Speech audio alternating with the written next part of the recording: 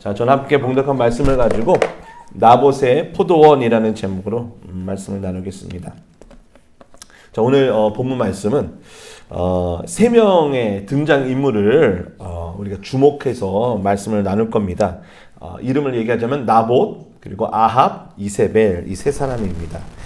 우리 각자가 오늘 이 세 사람, 세 인물에 자기 자신 한번 대조해 보았으면 좋겠습니다.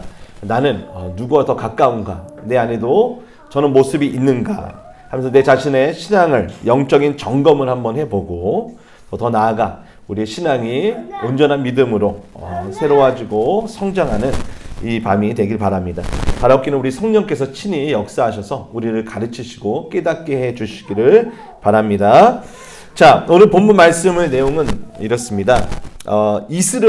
이스라엘은 이제 북이스라엘의 수도는 원래는 사마리아입니다. 그런데 이 아합 왕에게는 이 별장 같은 별궁이 이스라엘에 있었습니다. 그래서 이스라엘에 자주 왕래한 것을 알 수가 있는데요. 그 이스라엘 지역, 그러니까 왕궁 곁에 포도원이 하나, 보기 좋은 포도원이 자리를 잡고 있었습니다. 포도 자체가 보기 좋았다기보다는 그 땅이 굉장히 지역이 좋아 보였던 것 같습니다. 그리고 왕궁이랑 별궁이랑 가깝기 때문에 이 별궁을 확장하는 데도 아마 좋은 요충지로 보입니다. 그래서 이 아합이 직접 그 땅 주인인 나봇에게 찾아갑니다. 그래서 나봇에게 찾아가서 이 땅을 나에게 파시오라고 이야기를 하죠. 나라의 한 왕이 와서 그렇게 부탁을 하는데 누가 거절하겠습니까? 이 땅을 내게 파시오. 그러면 내가 더 좋은 포도원을, 다른 땅에 있는 포도원을 주겠어. 그것도 안 된다면 내가 돈으로 값을 후하게 쳐서 주겠어 라고 제안을 합니다. 여러분 같으면 왕이 나에게 이렇게 제안을 할 때 인심 쓰는 척하고 왕에게 더 좋은 조건으로 제시하면 왕과도 좋은 관계를 맺을 수 있는 또 절호의 기회라고 생각할 수 있는데, 이 나봇은 이런 지하에 거절을 합니다. 왕이시여, 이거는 팔 수가 없습니다. 왕에게 드릴 수가 없습니다 라고 이야기를 합니다. 그러면서 그 이유를 이야기하는데, 그 이유는 바로 여호와 하나님께서 이 땅을 다른 사람에게 양도하거나 판매를 금지하셨기 때문입니다 라고 한 거예요. 여러분, 이 말씀은요, 일찍이 주님께서 말씀하셨어요. 가나안 땅에 들어가기 전부터 이미 하나님은 레위기에서 또 신명기에서 말씀하셨습니다. 레위기에서 뭐라 얘기하셨냐? 레위기서 25장 23절엔 토지를 영구히 팔지 말 것은, 그러니까 영구히 매매할 수 없다. 그것은 토지는 다 내 것입니다. 땅은 누구 거라고요? 하나님 것이다. 이거는 창세기 1장 1절부터 시작되죠. 모든 것을 창조하신 하나님이 모든 것의 소유주가 되시고 다스리시는 분이시죠. 그것을 인간들이 제 것으로 삼고 사고 팔고 그것으로 자기의 소유를 삼게 되었죠. 근데 그것을 하나님이 회복시키기 위해 가나안 땅에 이스라엘 백성들을 보내셨고 그 땅을 다시 자기 백성의 땅으로 삼아주시고 땅을 주십니다. 그러나 그 땅은 하나님의 땅이에요. 하나님이 신명기 19장에 뭐라 말씀하셨냐? 경계석을 옮기지 말아라 라고 얘기하십니다. 이것은 하나님이 이스라엘의 12지파에게 각각의 땅을 주시고 경계석을 삼아서 국경처럼 지역을 나누셨죠. 그때 누가 와가지고 내 땅 더 넓혀야지 하고 경계석을 돌로 표시했는데 그것을 옮기는 것을 하나님이 금하셨다라는 거예요. 즉 땅의 모든 것은 소유권은 하나님에게 있다라는 것을 일찍이 말씀하셨죠. 또 이 슬로보앗의 딸들 이야기 혹시 기억나시나요?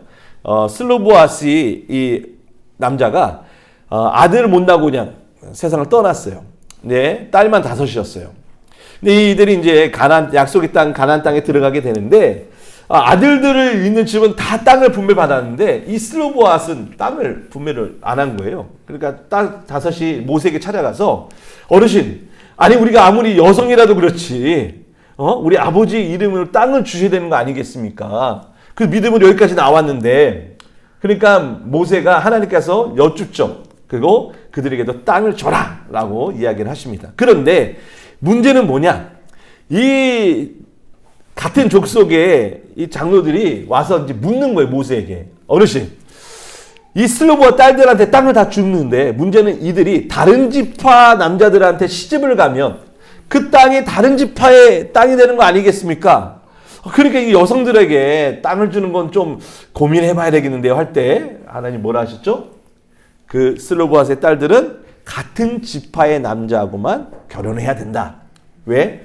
그 땅이 다른 지파에게 넘어가면 안 된다. 그래서 그 땅은 반드시 그 지파에 속한 땅은 그 지파에 있어야 된다라는 것을 분명히 말씀을 하셨어요. 그러니까 이 땅에 대한 소유권은 여호와 하나님께 있다는 건 이스라엘 백성 모두가 기본적으로 알고 있는 사실인 거죠. 이스라엘 땅만이 아니라 사실 우리가 살아가는 모든 땅도 그래요. 그런데 도시화가 되면서 점점 도시에 사람들이 많이 모이기 시작했죠. 그래서 그 땅값이 이제는 오르기 시작한 거예요. 그래서 땅을 사고 팔고 그리고 매매의 수단이 되고 그게 자기 부에 축적하는 수단이 되고 말았죠. 이것은 어디까지나 성경에 대한 이 토지의 소유권이 하나님께 있다는 것을 정면으로 사실은 대응하는 겁니다. 가난한 사람이 없고 모든 사람이 머물 수 있는 땅이 돼야 되는데 그 땅을 어떻게 해요? 일부 돈 많은 자의 소유가 되게 하고 또 그것으로 그 땅으로 더 많은 부를 얻게 하고 그리고 돈이 없는 자는 그 땅에서 거주도 못하게 하는 이런 작금의 상태에 이르게 됐죠.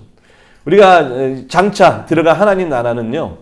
어디가 땅값이 좋으니 비싸니 이런 거 없습니다. 아멘이십니까? 이 땅에서 전도를 열심히 하고 봉사 열심히 하면 노른자 땅을 주겠다 이런 거 없습니다. 그래서 이렇게 잘못 가르치는 분들이 있어요. 물론 순교자들 하나님 위해서 목숨을 바치고 한 자들은 정말 하늘에서 상급이 있습니다만 이 상급은 차별성을 두는 상급, 누군가가 소외되는 상급이 아니라는 것은 우리는 분명히 알아낼 줄 믿습니다. 천국에 가서도 소외받고 천국에서도 꼴찌, 간신에 들어갔네 하는 건 없다라는 것이죠. 마지막에 십자가에서 예수님 옆에서 당신이 나원에 갈 때 나도 같이 데려가 주세요 할 때 그때 그 사람이 턱걸이로 들어갔기 때문에 천국에 가면 맨 마지막 자리에 그 사람이 있을 거라고 말하는 것도 성경적이지가 않습니다. 우리가 잠깐 예수를 믿었던 아니면 오랫동안 믿었던 간에 그 믿음에 대한 분량은 주님만이 아시는 거예요. 오랫동안 평생 신앙생활 했는데 다 내 멋대로 사는 사람들이 있어요. 자기 뜻대로 신앙생활하는 사람들이 있어요. 그리고 겉으로는 신실하고 순전한 것처럼 보이지만 사실 그 안에는 바리새인과 같이 악독함이 가득한 사람이 있을 수도 있다는 거예요. 따라서 우리는 겉모습만 보고 결코 판단할 수 없습니다. 자, 본문으로 돌아오면 이 아합 왕은 나봇이 거절한 그 이유를 듣고 한마디도 반박을 못해요. 야, 내가 왕이잖아 그래도. 야, 그리고 여기 북이스라엘 아니야. 아유야, 저 여호와 하나님 신앙은 이제 끝났어. 이렇게 대응하지 않았다는 거예요. 아합도 나봇의 말이 옳다는 걸 알았어요. 나봇이 이 땅은 하나님의 것이기 때문에 내가 안 낸다는 것이 아니라 여호와 하나님이 금하신 겁니다. 3절 나봇이 아합에게 말하되 내 조상의 유산을 왕에 주기를 여호와께서 금하시리로다. 제가 금한 게 아니라 하나님이 금하신 겁니다. 나봇은 내 마음 내 생각으로 판단한 게 아니라 하나님의 말씀의 뜻에 맞는지 아닌지를 보고 그리고 판단을 한 겁니다. 일단은 우선 우리가 아합에게 초점을 맞출 테니까 일단 아합의 관점에서 보고 쭉 이어갈게요.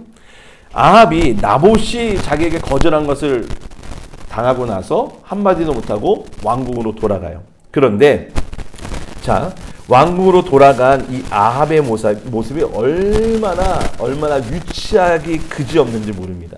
4절 말씀 한번 같이 보겠습니다. 4절. 자, 이스라엘 사람 나봇이 아합에게 대합하여 이르기를 내 조상의 유산을 왕께 줄 수 없다 하므로 아합이 근심하고 답답하여 왕궁으로 돌아와 침상에 누워 얼굴을 돌리고 식사를 아니하니. 이걸 보면서 저희 그 막내 하진이가 생각나더라고요. 뭐 안 해준다 그러면 삐져가지고 이러고 있고 어디 구석에 가서 쭈그리게 앉아있고. 이거 뭐 그 모습이 지금 아합에게 보이는 거예요. 그렇죠? 나봇이 거절을 하니까 그런데 하나님이 금하셨다라는 말 한마디에 그는 답답해서 근심하고 답답해서 어떻게 해요? 왕궁에 가서 침상에 누워서 얼굴을 돌리고 식사도 아니하는 모습을 보여줍니다. 참으로 이 남자가 이래도 되나 싶은 생각이 들죠. 그러나 여러분 사실 이 아합의 모습에서 사실 우리 자신을 한번 비춰볼 필요가 있어요. 내가 원하는 것을 뭐든지 가질 수 있는 시대를 살고 있어요. 오늘은요. 지구 반대편에 나는 생산품도요. 지금은 인터넷이 잘 돼 있어서 클릭 한 번이면 몇 번이면 그냥 집 앞으로 배송을 받을 수가 있는 시대예요.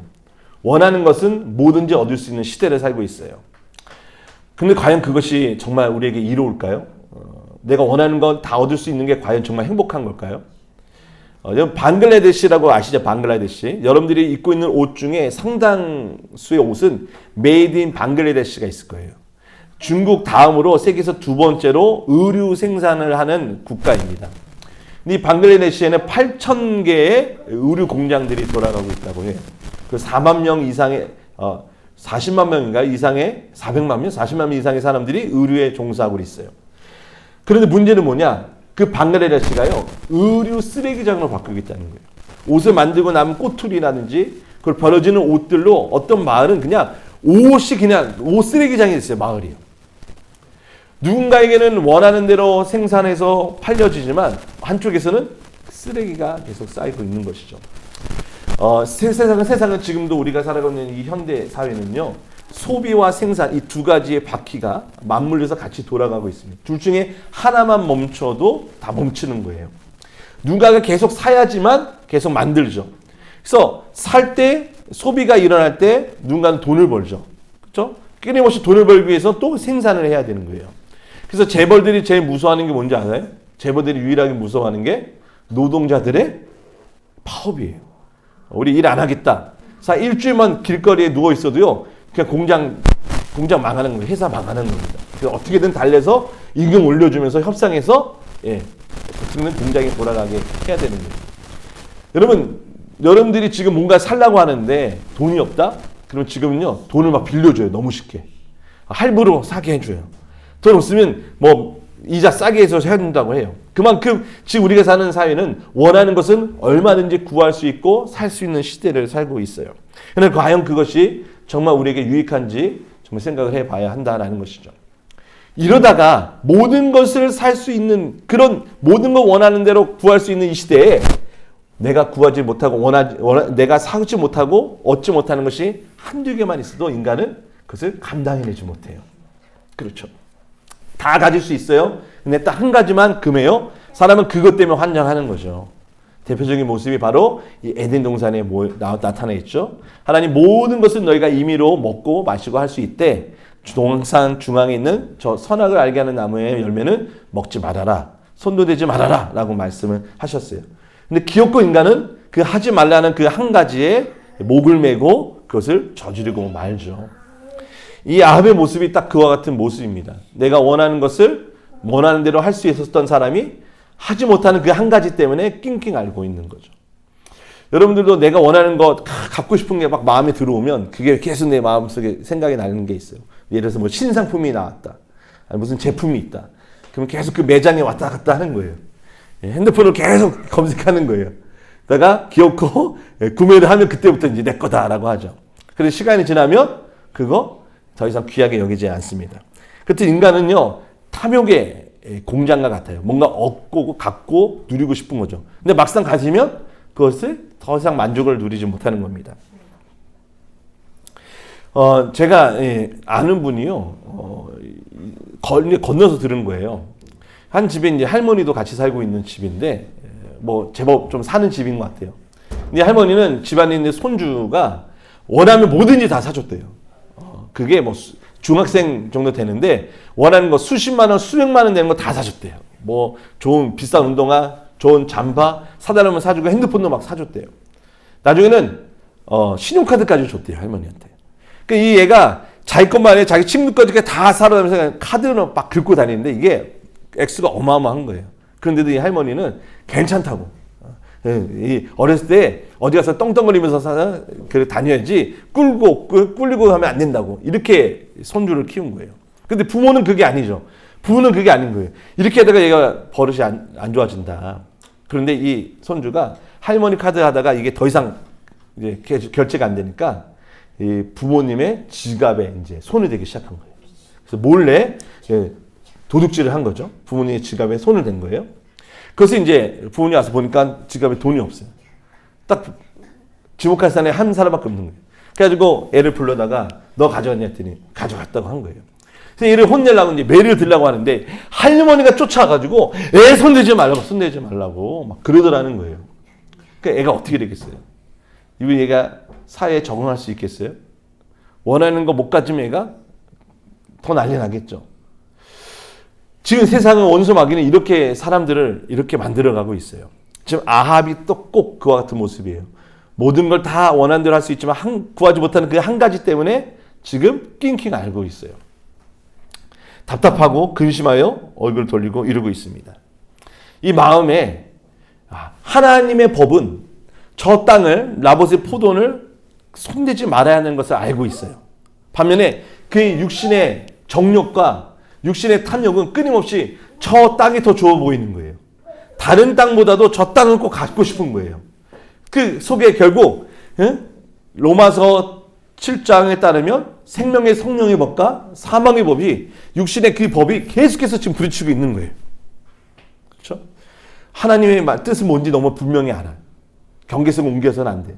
저 땅은 저 집안 나봇에게 집안에 주는 하나님의 땅이야. 하나님 그렇게 정하셨어. 근데 나는 그것을 넘어서고 싶어. 그래서 결국 하나님의 말씀도 어기고 싶은 그 마음이 이 안에서 계속 싸우고 있는 거예요. 여러분 이럴 때 어떻게 됩니까? 어떻게 되죠? 둘 중에 하나가 결국 이기게 돼 있잖아요. 그 재밌는 그 인디언의 우아들 중에 이거 있잖아요. 그 어린 손주가 그 추장의 손주가 내 안에 착한 마음도 있고 나쁜 마음도 있는 거예요. 부모님께 순종해서 부모님의 말씀에 잘 따르고 싶은 마음도 있는 반면에 부모님 말 안 듣고 내가 원하는 대로 막 밤새 놀고 싶고 공부도 안 하고 싶은 마음도 있고 이 두 가지 마음이 느끼 있는 거예요. 괴로워. 너희도 혹시 그런 마음이 느껴지니? 그렇지. 역시 정직해요. 그래 이 마음 때문에 추장 할아버지한테 찾아가서 얘기하는 거예요. 할아버지 제 마음에 착한 마음도 있고 못된 마음도 있어요. 왜 그렇죠? 그러니까 이제 할아버지가 이렇게 얘기하는 거예요. 사람 마음에는 두 마리의 늑대가 있단다. 한 마리 늑대는 착한 늑대, 한 마리 늑대는 못된 늑대. 그래서 둘이 늑대가 늘 싸우고 있어. 그러니까 손주가 물어봐요. 그러면 어떤 늑대가 이겨요? 그래서 할아버지가 이렇게 얘기해요. 너가 먹이를 주는 쪽이 이긴단다라는 거예요. 그러니까 착한 늑대에게 먹이를 주면 먹이를 먹은 늑대가 착한 늑대의 힘이 세져가지고 악한 늑대를 이긴다는 거죠. 이 말을 들으면 와, 참 지혜로운 말이다라고 하지만 사실상 이거는 실제적으로는 불가능한 거예요. 우리는 우리의 육신에 속아서 육신에 넘어가서 사실은 못된 늑대에게 계속 먹이를 은근슬쩍 주는 거예요. 모르는 척하면서 던져주는 거죠. 이 아합도 그랬어요. 겉으로는 낑낑 앓고 있지만 그 속에서는 그는 지금 어떤 마음이 더 강해요? 하나님 법을 어기고 자기의 정욕을 채우는 마음이 더 강한 거예요. 그러니까 낑낑 앓고 있는 거예요. 죽지 못하고 있는 거예요. 내가 죽어야 돼요. 그렇죠? 내 안에 성령의 법이 역사하려면 내가 죽어야 돼. 내가 죽지 않으니까 어떻게 해요? 낑낑거리고 있는 거예요. 아야야야 하고 있는 거 뭐예요? 안 죽어서 그런 거예요. 지렁이도 밟으면 꿈틀거리는데 꿈틀거리는 이유는 안 죽으니까 꿈틀거리는 거예요. 그 안에 정욕이 계속 살아있으니까. 아합의 정욕, 아합의 옛사람이 죽었어야 되는데 결국 그 옛사람이 죽지 않는 결과 어떻게 됩니까? 무죄한 신실한 나봇이 죽게 되는 거예요. 이건 이따가 나봇에 대한 이야기 때 말씀드리겠지만 예수 그리스도를 사실은 상징하는 겁니다. 아합이 낑낑거리고 이러고 있어요. 하나님의 뜻을 따르냐 마르냐. 그런데 그의 마음은 이미 이쪽으로 기울어져 있어요.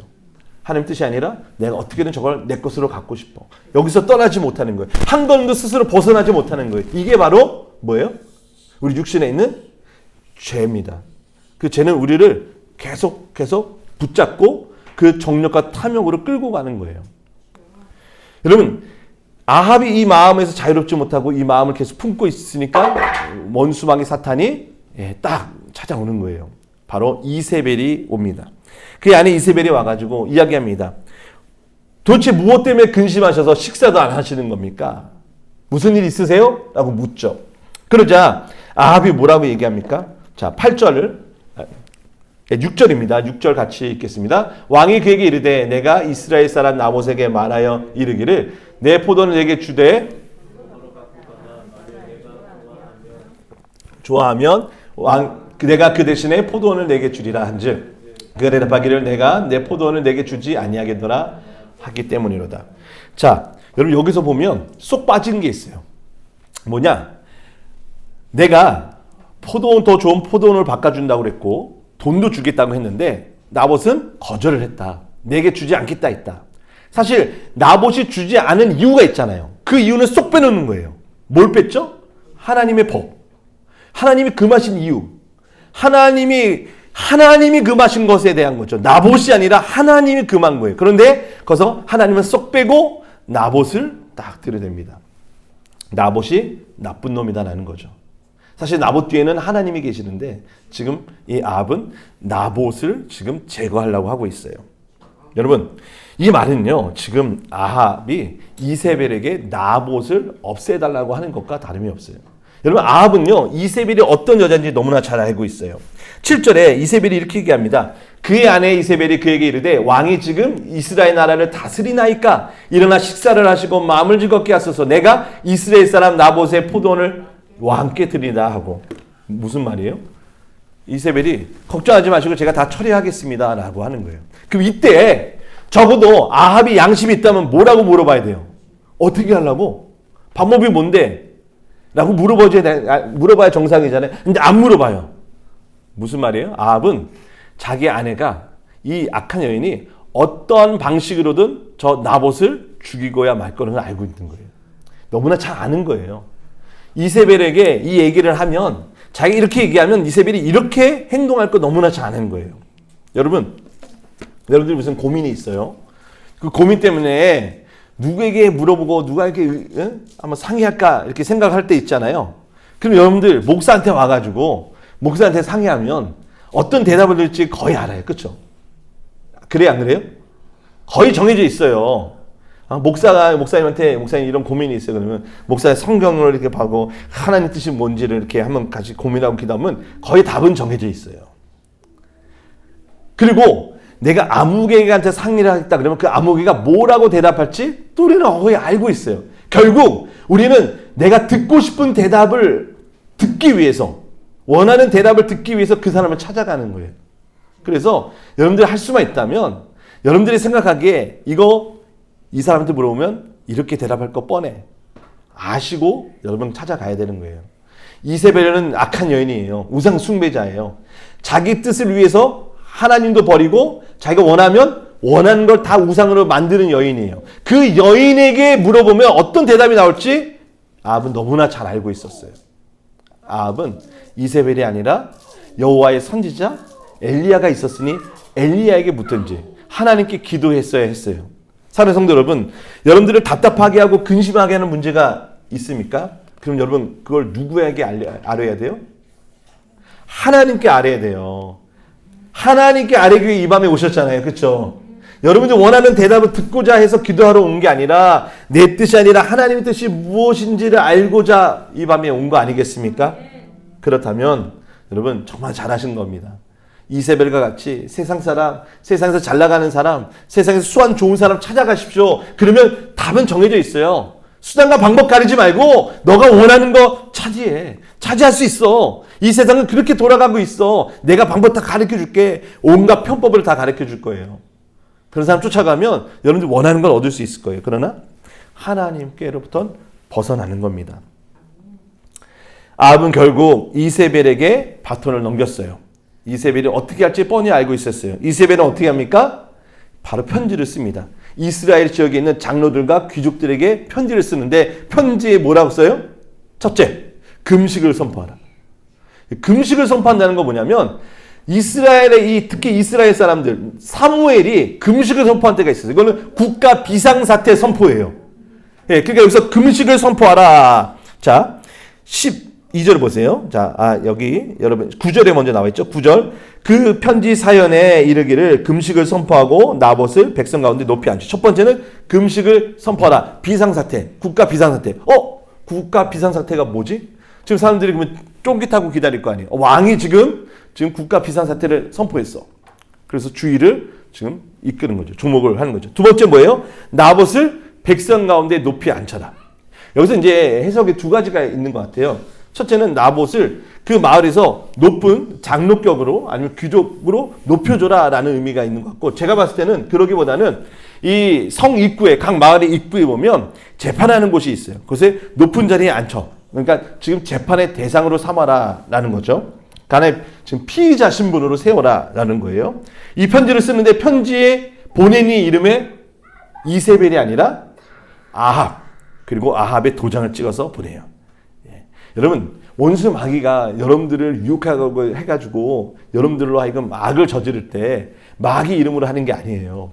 다 내가 동의하고 내가 그냥 무언 중에 내가 거기에 침묵 중에 동의하는 거예요.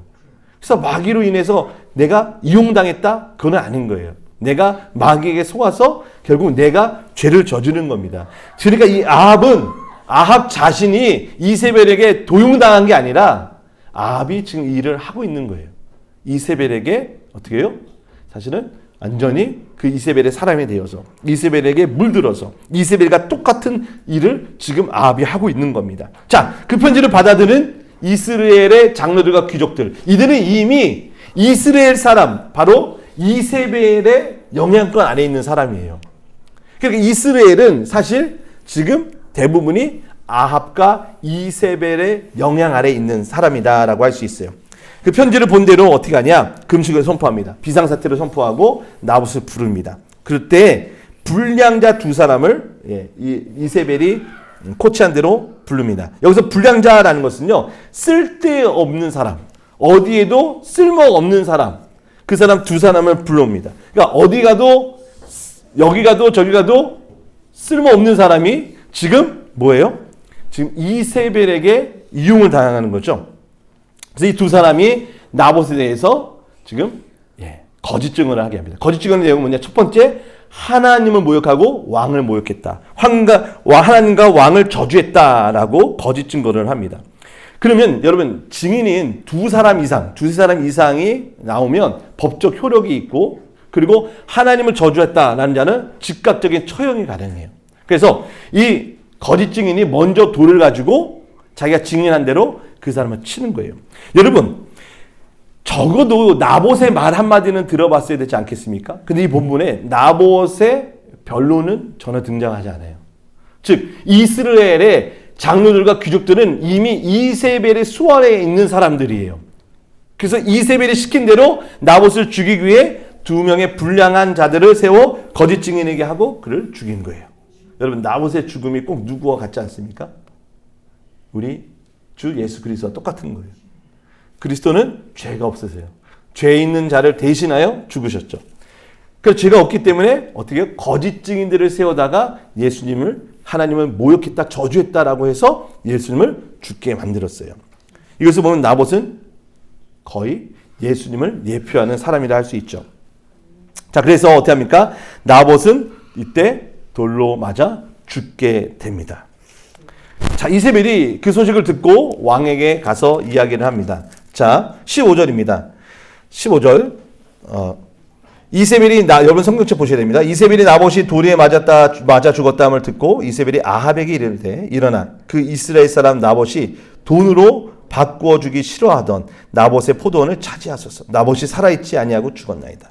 여러분, 여기서도 또 왜곡이 나와요. 뭐냐? 나봇이 주기 싫어해서 그 포도원을 주지 않은 게 아니잖아요. 그렇죠? 근데 지금 나봇을 완전히 나쁜 놈으로 매장하는 거예요.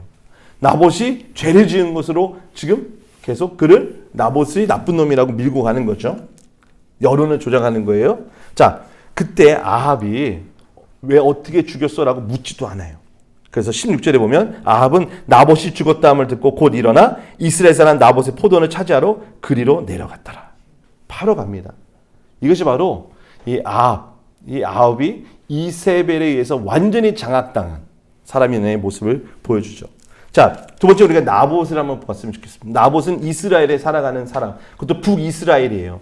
여러분, 북이스라엘의 많은 사람들이 다 바알과 아세라에게 무릎을 꿇었어요. 그러나 하나님이 그 중에 7,000명은 바알에게 무릎을 꿇지 않는 사람을 남겨주셨다라고 말씀하시죠.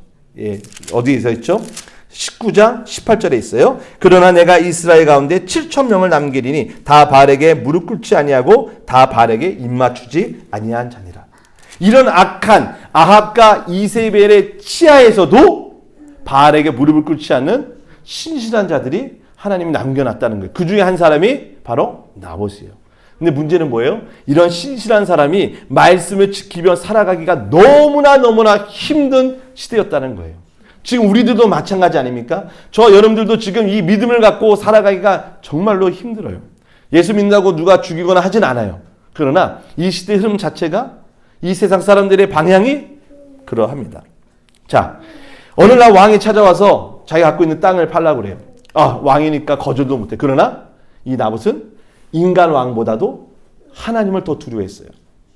저 인간 왕은 한 세대 왔다가 가면 끝이지만 여호와 하나님 영원하시기 때문에. 그래서 하나님을 더 두려워했던 나봇은 결국 하나님의 말씀에 순종하기로 결정합니다.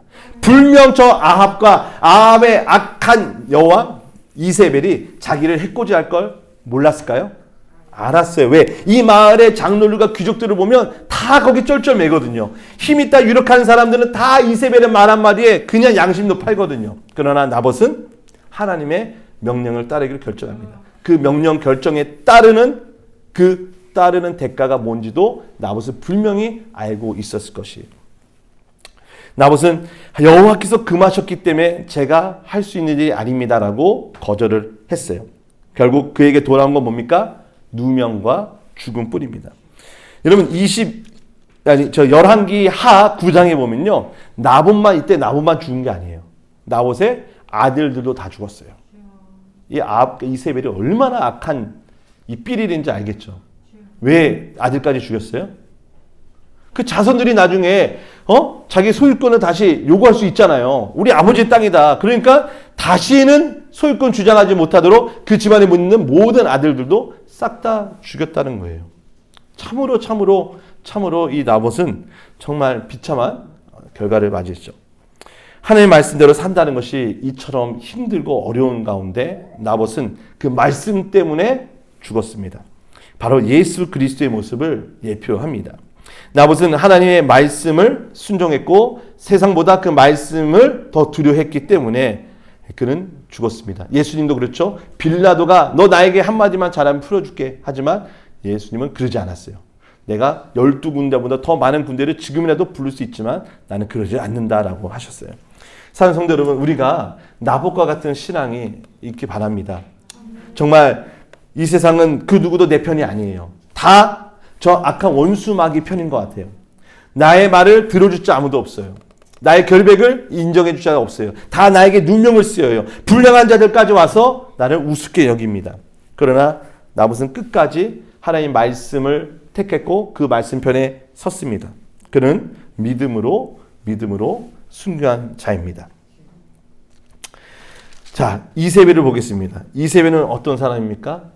이세벨은 하나님의 말씀도 없고 자기가 원하는 대로 빼앗고 자기 것을 만드는 사람입니다. 하나님도 없고 사람도 없습니다. 인정사정도 없습니다. 그는 자기 왕 남편의 이름을 가지고 그리고 하나님을 모욕했다라는 누명을 씌워서 나봇 한 사람을 죽이는 것을 아주 쉽게 여기는 사람입니다. 이세벨 같은 사람을 우리는 만나지 말아야 합니다. 이세벨 같은 사람은 수완은 좋아요. 원하는 거 자기 손에 곧 얻는 능력은 있어요. 그러나 그런 사람을 가까이 하면 절대 안 됩니다. 왜? 아합이 이세벨에 완전히 넘어가게 됐고 그 결과 이스라엘 사람들의 장로들도 귀족들도 넘어가게 됐고 결국 이스라엘이 하나님의 심판 아래 있게 됐다는 것을 기억해야 합니다. 사랑하는 성도 여러분, 우리는 정말 좋은 사람, 믿음의 사람과 함께 합니다.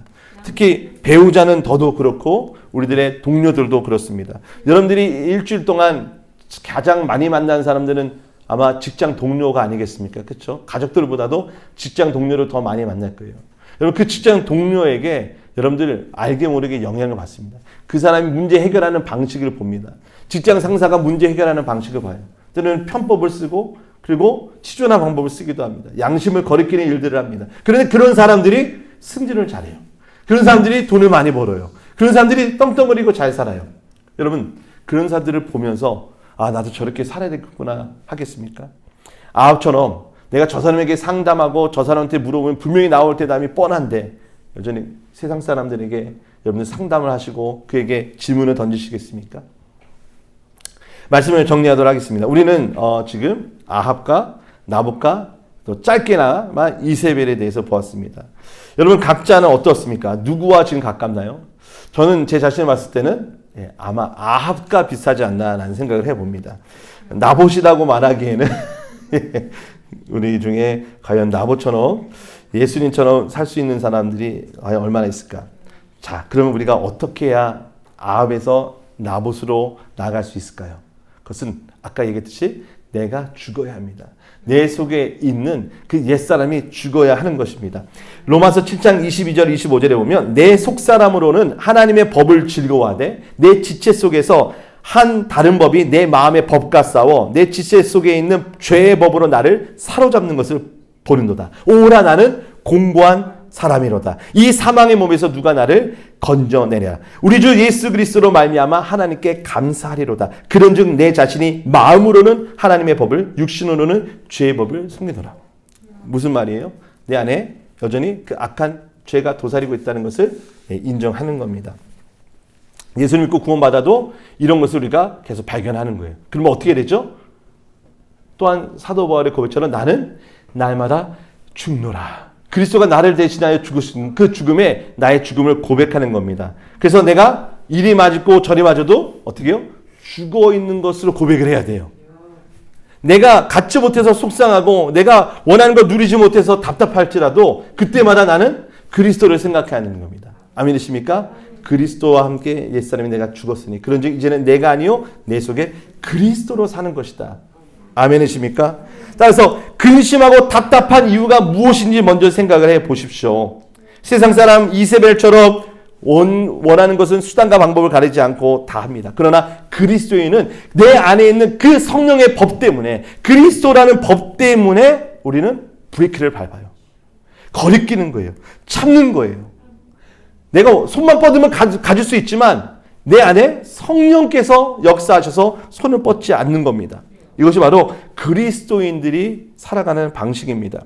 그리스도인들은 내 속에 있는 바로 그 성령의 법 때문에 참고 거절해야 하고 인내해야 한다는 겁니다. 그러나 이것은 우리 힘만으로는 할 수가 없습니다. 도리가 없습니다. 마귀는 아주 집요하게 우리 안에 있는 정욕과 탐심을 계속해서 그것을 가지고 유혹을 합니다. 어떻게든 그것을 가지면 행복한 사람처럼 생각하게 해요. 저것을 내가 착용하고 내가 저것을 타고 다니고 내가 저것을 갖고 있고 내가 저런 타이틀을 얻으면 사람들에게 굉장히 멋지게 보이겠지라고 계속 우리에게 시답지 않은 상상력을 돋굽니다. 그때 우리는 어떻게 됩니까? 그리스도의 십자가를 바라보고 그쪽으로 나가야 됩니다. 죄와 싸우는데 피 흘리기까지 해야 하는 것입니다. 설렁설렁 넘어가서는 안 됩니다. 이것도 좋고 저것도 좋아. 그 순간 우리는 순식간에 그 육신의 정욕을 따라갈 수 있습니다. 육신의 정욕을 따르기로 하는 순간 마귀가 도와줍니다. 아주 아름다운 모습으로 아주 그렇다는 모습으로 순탄하게 마치 순풍에 돛단 듯이 우리로 하여금 그 정욕의 길로 순식간에 가게 합니다. 마치 이세벨이 아합을 대신해서 코 풀어주고 다 해줬던 것처럼 마귀는 우리의 정욕을 탐심을 해결할 수 있도록 원하는 대로 할 수 있도록 순풍에 돛단 듯이 이끌어 갑니다. 그때 그리스도는 십자가에 우리를 대신하여 죽는다라는 것을 우리는 알아야 합니다. 사랑하는 성도 여러분, 우리는 지금 원하는 건 마음대로 얻을 수 있는 시대를 살고 있습니다. 몇 년 전에 한국에 되게 유명한 유행한 노래가 있었어요. 유재석 씨가 한 말인데요. 생각한 대로 마음 먹은 대로 다 된다. 그러니 생각하고 마음을 잘 먹자 이런 것이었어요. 이게 노래까지 만들어졌어요.